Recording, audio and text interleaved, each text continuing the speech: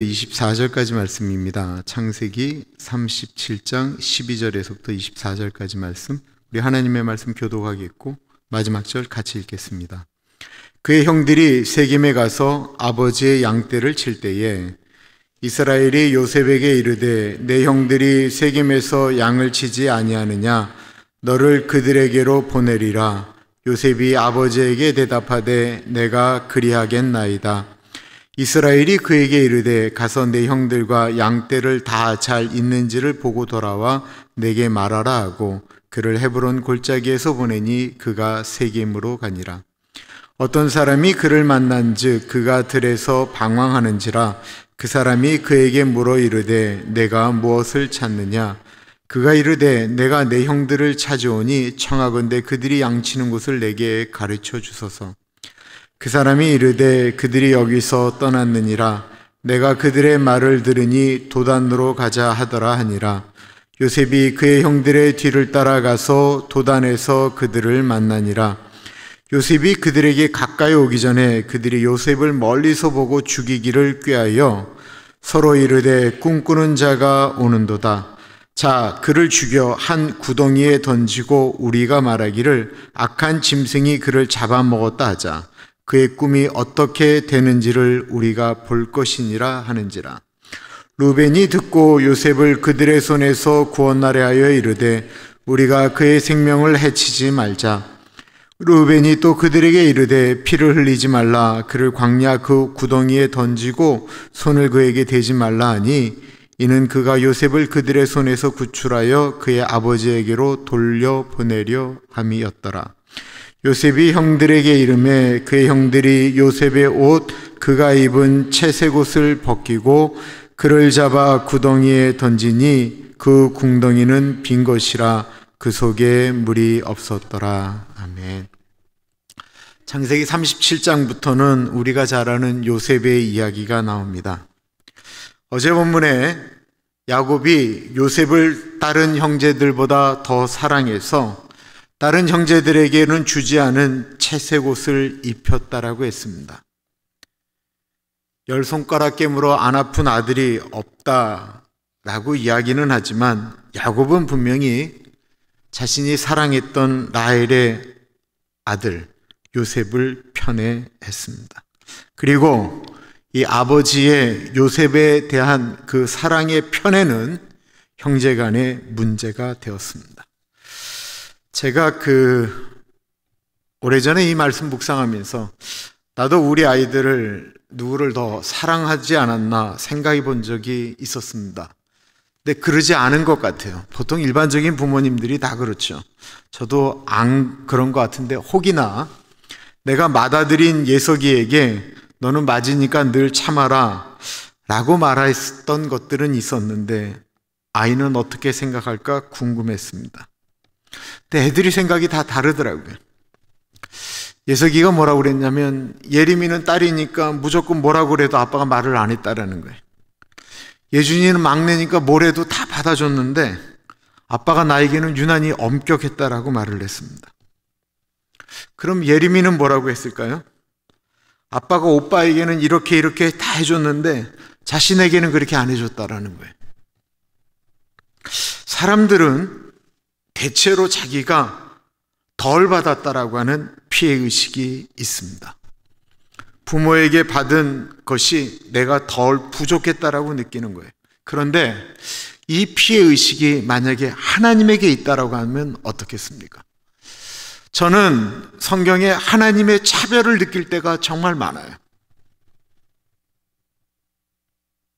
하나님은 모두를 다 사랑하신다고 하지만 보면 아이 날 때부터 사실 에서가 야곱보다 괜찮지 않으세요? 훨씬 괜찮아요. 나는 제이콥은 별론데 에서는 좀 닮고 싶은 모습이 많아요. 1984년도에 아마데우스라고 하는 영화가 나왔죠. 보신 분도 있는지 모르겠는데 볼프강 아마데우스 모차르트, 그 음악의 신이라고 불렸던 그 아마데우스, 그 모차르트와 그와 그 동시에 같이 음악적 라이벌이라고 했던 그 살리에르의 얘기가 거기에 나옵니다. 실제로는 그렇지 않은데 그 영화 가운데서는 모차르트는 아예 그냥 천재잖아요. 3살에 피아노를 치기 시작했다고 얘기를 하니까 천재예요. 그러니까 이 모차르트는 천재니까 그냥 뚝딱 하면 곡이 나오는 것 같아요.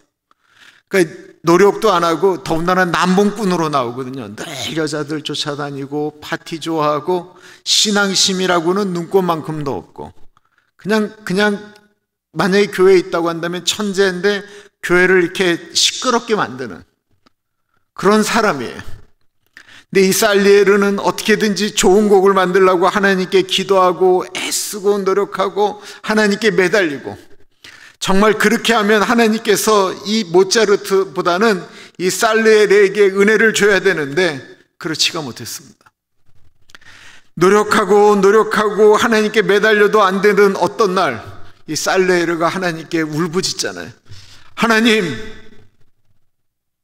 어떻게 저 모차르트에게는 저렇게 귀한, 너무나도 귀한 천재성을 부여하시고 왜 저에게는 이렇게 평범한 것만 주셨습니까?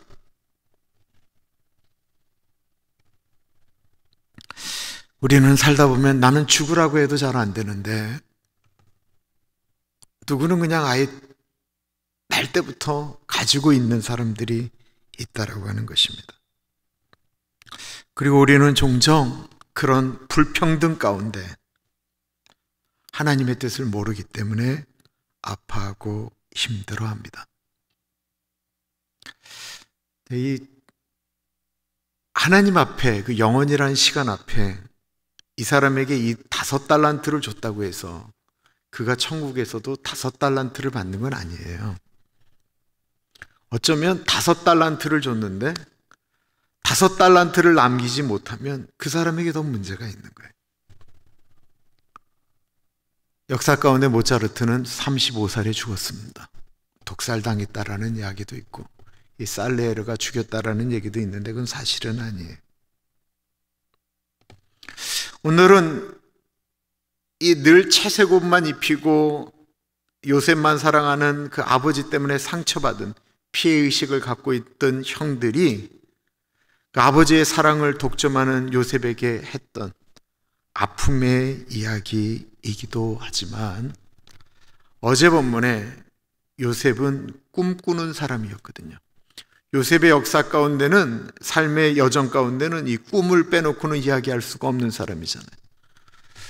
이 요셉의 꿈이 어떻게 실현되어지는가를 이야기하고 있습니다. 그 꿈은 대가를 지불했다라는 것입니다. 요셉의 꿈의 이야기는 그냥 우리가 자다가 한번 꾸고 잊어버리는 그런 꿈이 아니었습니다. 요셉이 간직하였던 꿈 2가지였죠. 하나는 뭐냐면 요셉이 농사지어서 세운 볕단이 딱 이렇게 갑자기 쓰니까 11 볕단이, 형님들의 볕단이 다 갑자기 자기에게 이렇게 절을 했다라고 하는 꿈이었어요. 보통 그런 꿈을 이야기하면 안 되는데 이 요셉 참 공감 능력이 떨어지는 사람이죠. 형들 보고 제발 좀 내 꿈 좀 얘기 들으라고. 어저께 표현이 그 표현이거든요. 제발 좀 내 얘기 좀 들으라고. 그 형들이 모였어요. 같이 양을 치다가. 그랬더니 그 꿈 얘기를 하는 거예요. 오늘날 표현하는 뭐예요? 정말 재수없죠. 이 형제인데 그렇지 않아도 아버지의 사랑을 독점하는 것 때문에 힘들고 자기들은 남루한 옷을 입는데 혼자 채색 옷을 입으니까 그 얼마나 화가 나겠어요. 그런데 또 꿈을 꿨어요. 이번 꿈은 뭐였냐면 해와 달은 아빠와 엄마를 지칭하는 거거든요. 그리고 11별이 요셉에게 다 또 절을 하더라는 거예요. 사실 이 당시는 이 얘기를 해도 이거는 말이 안 되는 이야기죠. 그런데 이 꿈은 정확히 13년 후에 꿈을 이루게 됩니다. 요셉이 애굽의 국무총리가 되었을 때 그의 형제들이 요셉인 줄 모르고 다 가서 이렇게 절하는 거예요. 오늘 본문은 그 말이 안 되는 꿈, 도저히 이루어질 수 없는 꿈, 그러나 소중히 간직할 만한 그 꿈 때문에 요셉이 치러야 될 혹독한 대가가 나옵니다. 그의 형들이 세겜에 가서 아버지의 양떼를 칠 때에, 요셉의 형들이 요셉을 빼놓고 세겜에 가서 아버지의 양을 칩니다. 그럴 수 있습니다. 그런데 요셉의 나이는 양을 치고도 남을 만한 13살이었고요. 어제 본문 말씀 2절에 보면 이렇게 이야기하고 있어요. 야곱의 족보는 이러하니라. 요셉이 17세의 소년으로서 그의 형들과 함께 양을 칠 때에, 그러니까 요셉은 늘 형들과 양을 쳤는데 갑자기 형들이 세겜에 가서 양을 칠 때는 요셉이 빠졌다라는 거예요. 이것에 대해서 주석학자들이 여러 가지로 얘기해요. 형들이 요셉하고 있으면 자꾸만 이거 머리 아프고 그냥 화딱지가 나니까 아예 요셉을 빼버렸다라고 하는 이야기도 있지만 그건 아니고요. 이 세겜이라고 하는 곳, 우리가 잘 알잖아요. 세겜에서 어떤 일이 있었어요? 그 야곱의 딸 디나가 그 세겜의 그 하몰의 아들에게 강간당하거든요. 그리고 이 세겜성에 있는 사람들을 그 야곱의 두 아들 시므온과 레위가 계략을 써서 남자들을 죽여요. 그러자 그 주변에 있는 희위 족속들이 다 야곱을 죽이겠다고 하자 야곱이 베델로 올라가면서 도망갔던 곳이거든요. 그 세겜으로 이제 양들이 이제 먹을 풀이 없으니까 거기까지 움직여지니까 이 야곱이 생각할 때 혹이나 요셉이 문제가 생길까봐 형들만 보낸 거예요. 그런데 시간이 지나자 야곱은 자기 자식들이잖아요. 그러니까 그 형들이 어떻게 됐는지 걱정이 되는 거예요. 그러자 요셉에게 네가 가서 좀 알아보고 와라. 가서 같이 양치라는 게 아니고요. 어떻게 사는지 알아보고 오라고 이야기를 합니다. 이스라엘이 요셉에게 이르되 내 형들이 세겜에서 양을 치지 아니하느냐? 너를 그들에게로 보내리라. 요셉이 아버지에게 대답하되 내가 그리하겠나이다. 요셉은 어저께 본문에 보면 형들이 화를 내는 것을 경험했습니다. 아버지가 같이 또 화를 내는 것도 봤습니다. 요셉이 17살이기 때문에 형들의 느낌을 모르는 게 아니에요. 요셉이 이렇게 얘기하는 게 맞아요. 아버지가 할 때, 아버지, 형들이 저 보면 싫어해요. 저 거기 나타났다고 반가워하지 않아요. 아버지, 저 가면 형들한테 매 맞을지 몰라요. 저 안 가고 싶어요. 요셉은 가면 형들에게 구박받을 거 잘 알고 있었습니다. 저는 요셉의 입장에서 생각을 해보면 요셉이 아버지의 말씀에 네 알겠습니다 라고 말한다는 것이 얼마나 어려운 말인가 생각하게 돼요. 그거 결코 쉬운 얘기가 아니죠. 또 다 배다른 형제입니다. 그런데 요셉은 네 알겠다라고 이야기합니다. 요셉이 왜 꿈을 이루었는가? 요셉은 순종의 사람이었기 때문에 그렇습니다.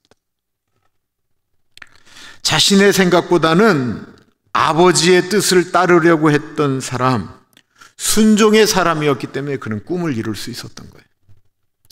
그가 보디발의 집에서 그가 그렇게 계속해서 올라갈 수 있었던 이유는 그가 주인의 말에 무조건 순종하는 사람이었기 때문에 그렇습니다. 성경에 하나님의 부르심을 받고 그 뜻을 이룬 사람들은 모두 순종의 사람이었고 실패한 사람들은 모두 불순종의 사람들이었습니다. 아담과 하와로부터 불순종의 죄를 지었습니다. 이스라엘의 초대 왕은 사울왕이었습니다. 그는 아말렉과의 전쟁에서 하나님께서 내가 너에게 큰 승리를 줄 텐데 저 아말렉의 모든 사람들을 한 명도 내버리지 말고 다 진멸하여 버려라 라고 이야기를 하였지만 왕도 살려주고 거기서 나오는 좋은 그 짐승들은 다 가지고 왔어요. 그리고 나중에 사무엘이 뭐라고 하자 이거 갖고 하나님께 제사 드리려고 한 건데요 라고 이야기를 합니다. 그때 유명한 말씀이 나오죠. 하나님이 제사를 중요하게 여기는 게 아니다. 하나님은 순종을 원하신다. 순종이 제사보다 낫다.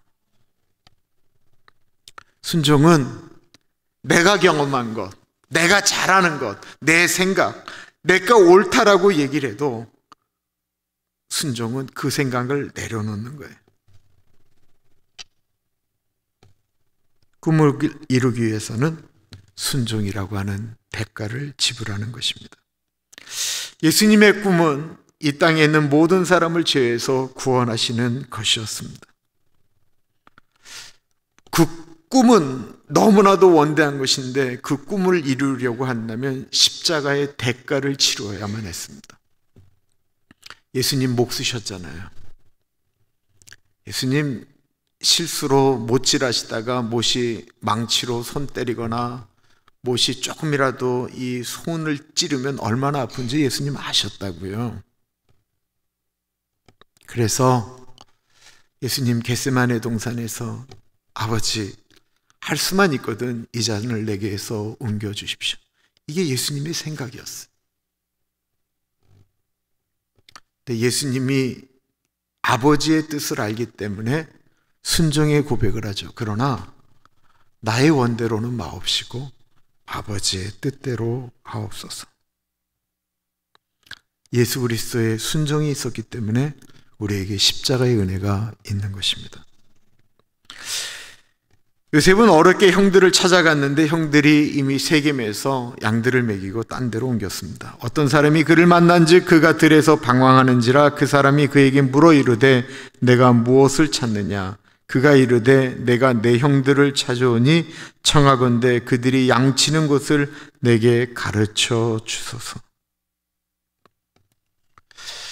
부모님의 말씀에 순종을 했고 하나님의 말씀에 순종하여 그 길로 가면 형들도 만나고 모든 것들이 다 이루어져야 되는데 실제로 그렇지 않습니다. 이거는 분명히 주시는 하나님의 명령이다, 마음이다라고 기도하면서 그것이 일어나서 교회 일을 하는데 너무나도 큰 어려움을 경험할 때가 많이 있습니다. 그때 그 어려움 때문에 수많은 사람들이 그 자리에서 물러납니다. 해도 안 된다라는 것입니다. 요셉도 아버지의 명령은 세겜까지 와서 형들이 어떻게 지내는지 보고 오라고 하는 것이었습니다. 다른 데가 아니었어요. 그래서 요셉은 세겜에 갔다가 형들이 없는 것을 보고 참 다행이다, 형들이 없었네 라고 이야기한 다음에 아버지에게 돌아와서 아버지 내가 세겜을 이잡듯이 뒤졌는데도 형들을 발견할 수 없었습니다. 어디 딴 데 간 것 같습니다 라고 이야기하면 될 수 있습니다. 그런데 요셉은 멈추지 않았습니다. 왜요? 아버지가 하신 말씀이기 때문에 그렇습니다. 제가 한국에서 섬겼던 분이 지금 애써 기도운동본부 이끄는 이용희 교수님인데 그분이 총무였고 저는 주임 간사였어요. 제가 그분이 그때는 거기에 있었던 이사들이 보통 얼마 전에 돌아가신 그 김동길 교수, 이대 장상총장, 이런 사람들이 다 이사였어요.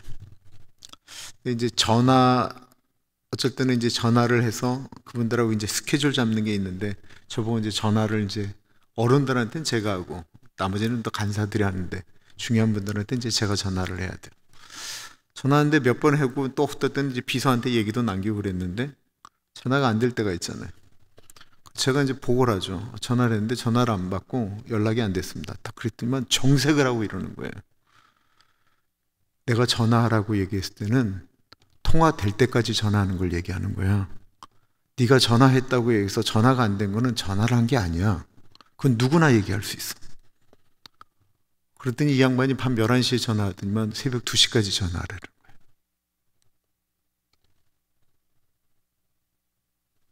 그 말이 돼요? 잠자는 분한테 어떻게 전화해요? 근데 전화 드렸어요.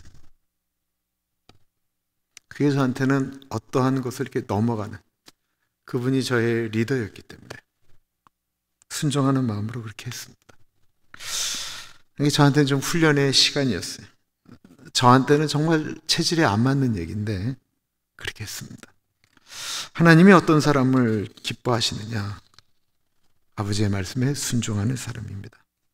요셉은 그 못 찾았지만 그 아버지가 하셨던 말씀, 아버지는 세겜까지만 가라고 말씀하신 게 아니고 아버지의 의미는 형들이 어떻게 하고 있는지 보고 오라는 것이었잖아요.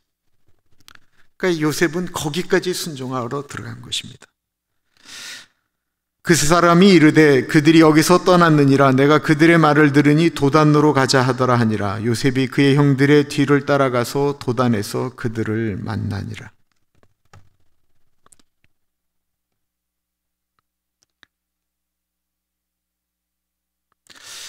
요셉이 아버지의 뜻대로 나아갔습니다. 이 순종이 얼마나 큰 대가를 치러졌는지 우리는 그 뒷얘기를 알죠. 요셉과 형들의 차이가 무엇일까요? 그들이 입고 있는, 형들은 남루한 옷을 입고 요셉은 채색 옷을 입은 그 옷 질감의 차이였을까요? 아니었습니다. 요셉과 형들의 차이는 꿈의 차이였습니다. 꿈꾸는 자와 꿈 없는 사람의 차이, 그 차이가 순종의 결과를 만드는 거예요. 꿈이 없는 사람들보다 더 나쁜 사람이 뭔지 아세요? 남의 꿈을 짓밟는 사람입니다. 꿈꾸는 사람을 끌어내리는 사람입니다. 어떻게 해서든지 끌어내립니다.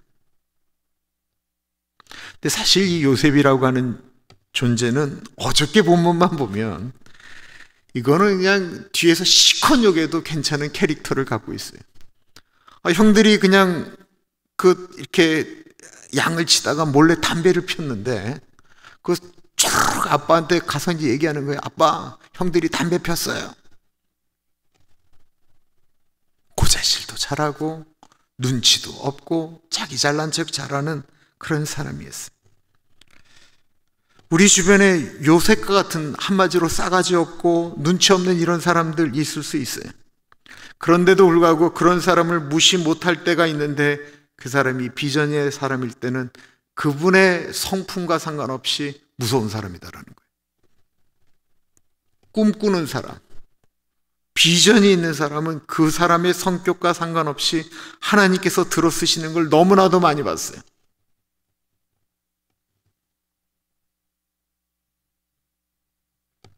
그러나 사람들은 그 사람이 꿈꾸는 그 비전을 보기보다는 그 사람의 단점과 내가 싫어하는 모습을 보게 됩니다. 요셉의 형들은 요셉의 비전, 요셉의 가치는 하나도 보지 않았어요. 형들이 본 거는 요셉의 재수없음이었어요. 딱 그것만 보는 거예요.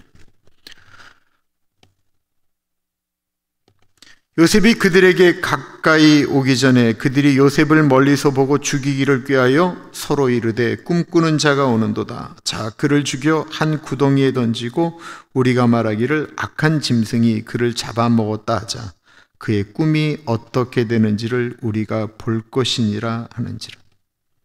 꿈이 없는 사람들은 다른 사람의 꿈을 미워합니다. 싫어합니다. 어떻게 요셉이 그 먼 도단까지 왔는지 묻지도 알려고도 하지 않았습니다. 사람이 싫으면요, 그 사람이 어떤 좋은 얘기를 해도 싫어요. 사람이 싫으면 그 사람이 무슨 좋은 행동을 해도 그거 이상하게 꽈서 생각을 해요. 형들은 요셉이 얼마나 고생하며 거기서까지 왔는지는 그냥 알고 싶지도 않아요. 설령 그랬다고 해도 죽이기만 하겠다라는 생각만 하는 거예요. 그리고 뭐라고 얘기를 해요? 우리가 저 요셉을 죽여버리면 그가 우리에게 했던 그 꿈이 어떻게 되는지 우리 그 결과를 좀 보자. 누가 이렇게 얘기했는지 아세요? 아브라함의 증손자, 이삭의 손자, 야곱의 아들들, 이스라엘의 12지파, 즉 예수 믿는 사람들이 이렇다라는 것입니다. 남의 모습을 시기하는 우리들의 모습은 아닌가 생각되어집니다. 이때 동생을 죽이려고 하는 형제들을 맏아들 르우벤이 말립니다. 그는 얼마 전 아버지에게 씻을 수 없는 상처를 입힌 사람입니다만 맏아들로서의 자신의 역할을 감당하려고 합니다. 아버지에게 이제 더 이상 상처 주면 안 된다라는 것입니다. 르우벤이 듣고 요셉을 그들의 손에서 구원하려 하여 이르되 우리가 그의 생명을 해치지 말자. 르우벤이 또 그들에게 이르되 피를 흘리지 말라. 그를 광야 그 구덩이에 던지고 손을 그에게 대지 말라 하니 이는 그가 요셉을 그들의 손에서 구출하여 그의 아버지에게로 돌려보내려 함이었더라. 처음에 형제들은 요셉을 보자마자 죽여서 구덩이에 던지려고 했습니다. 그러자 르우벤이 얘기하는 겁니다. 야, 우리가 손에 피 묻힐 이유 있냐? 구덩이에 집어던지면 알아서 죽을 텐데 우리가 피를 묻히지 말자. 그리고는 나중에 이제 몰래 건져줄 생각이었습니다. 그 얘기를 듣자 요셉이 형들에게 이르매 그의 형들이 요셉의 옷 곧 그가 입은 채색 옷을 벗기고 그를 잡아 구덩이에 던지니 그 구덩이는 빈 것이라 그 속에 물이 없었더라. 이 구덩이의 구조를 좀 잘 아셔야 되는데 이 구덩이가 항아리 같은 구조예요. 항아리. 이 구덩이는 당시에 이제 물을 담아두는 구덩이예요. 그래서 양들을 먹일 때 혹은 그쪽에서 이제 뭘 할 때 물이 모자르면 거기서 물을 꺼내서 먹게 했으니까 그 더운 날 물이 증발하지 않도록 이 입구 쪽은 작게 만들고 안을 이렇게 넓게 판 거죠. 그러니까 그곳에 사람이 이렇게 들어가게 되면 혼자의 힘으로는 도저히 올라올 수가 없습니다. 항아리처럼 되어 있으니까요. 그러니까 르우벤은 그 안에 들어가 있으면 혼자 나올 수 없는 걸 알기 때문에 이제 몰래 건져주려고 한 것입니다. 이 구덩이, 웅덩이가 하데스라고 하는 말이 있는데요. 이 하데스는 지옥을 이야기할 때 하데스라는 말을 써요. 그러니까 지옥에 한번 들어가면 우리는 나올 수 없다라는 거죠. 하데스가 이 웅덩이라는 것입니다. 요셉은 그 빈 웅덩이에 들어가는 순간 그의 생각은 어땠을까요? 그의 꿈도 좌절되고 말았습니다. 요셉은 구덩이에 들어가는 순간부터 형님들에게 소리를 질렀을 겁니다. 형, 내가 잘못했으니 제발 나를 좀 살려주십시오. 구덩이에 들어가서는 형들에게 소리 지르다가 형님들이 모른 척하니까 하나님께 울부짖었을 거예요. 하나님 제발 좀 나를 살려주십시오. 아무것도 안 보이는 그 웅덩이는 요셉에게 있어서는 절망과 고통이었습니다. 이 구덩이에 대한 이야기를 좀 더 보시면 이 구덩이는 요셉에게는 분명한 절망이었는데 다행히 이 구덩이에 물이 없었다라는 것입니다. 비록 형들에 의해서 절망의 구덩이에 들어가게 됐는데 요셉은 물이 없었기 때문에 숨을 쉴 수가 있었습니다. 요셉의 형들은 처음에 요셉을 죽이자고 했습니다. 그런데 그 구덩이가 있었기 때문에 르우벤의 말이 이야기가 된 거예요. 구덩이가 없었으면요 요셉은 그 자리에서 죽었어요. 르우벤이 우리 그러지 말고 그냥 저 구덩이에 그냥 요셉을 집어넣으면 거기서 애가 나중에 그냥 배고파서 죽을 거다라고 이야기합니다. 즉 요셉에게는 절망인데 그 절망의 구덩이가 거기에 없었다라고 한다면 요셉은 죽을 수밖에 없었다라는 것입니다. 우리의 인생을 좀 뒤돌아보면 앞이 아무것도 없는 구덩이 같은 곳에 우리가 헤어나오지 못할 때가 분명히 있었습니다. 그때는 고통이었고 그때는 절망이었고 그때는 악을 써도 되지 않는 일 같은 일들이 분명히 우리에게는 있습니다. 근데 또 뒤를 돌아보면 그 구덩이가 있었기 때문에 우리가 살아난 거예요.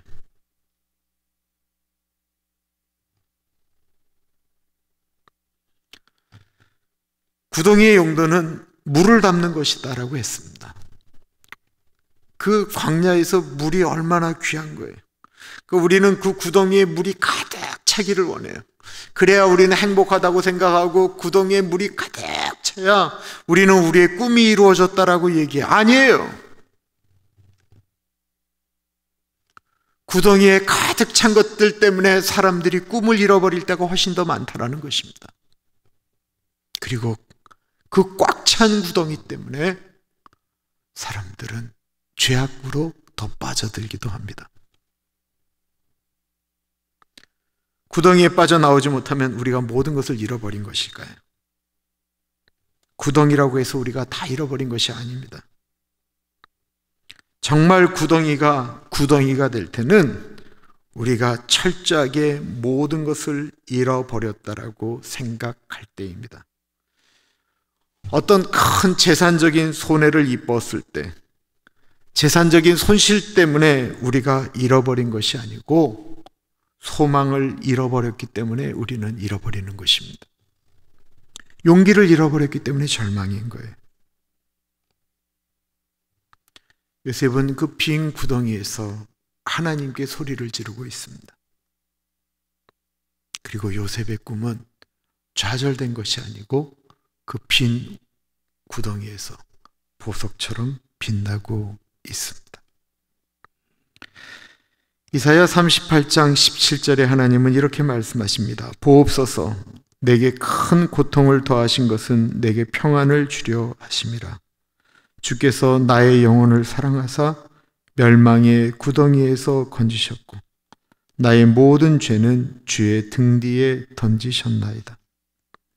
시편 40편 2절에 나를 기가 막힌 웅덩이와 수렁에서 끌어올리시고 내 발을 반석에 두사 내 걸음을 경고케 하셨도다.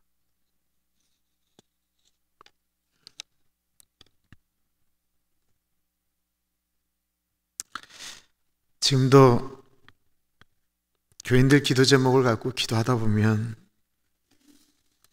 이 웅덩이에서 나오셔야 될 텐데 라고 하면서 기도하는 교우들의 기도 제목이 있는 거 알고 있습니다. 근데 구덩이라고 생각하지 마시고 하나님, 내가 지금 겪고 있는 이 구덩이 가운데 하나님, 내가 무엇을 찾기를 원하십니까?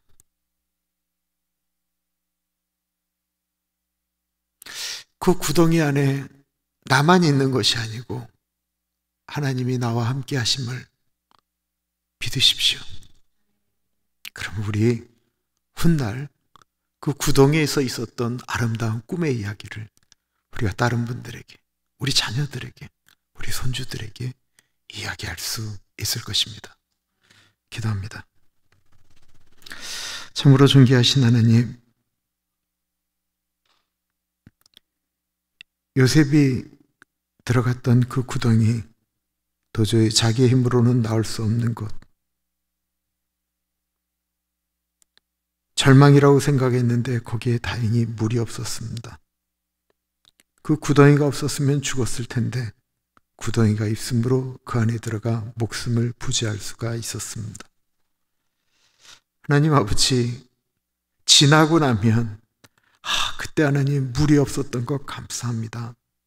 그때 하나님 내가 구덩이에 빠진 것 감사합니다라고 고백할 때인데, 우리가 미래를 알지 못하기 때문에 지금 눈앞에 있는 구덩이 때문에 고통하고 아파합니다. 아버지, 그 구덩이가 우리의 간증이 되어지기를 기도합니다.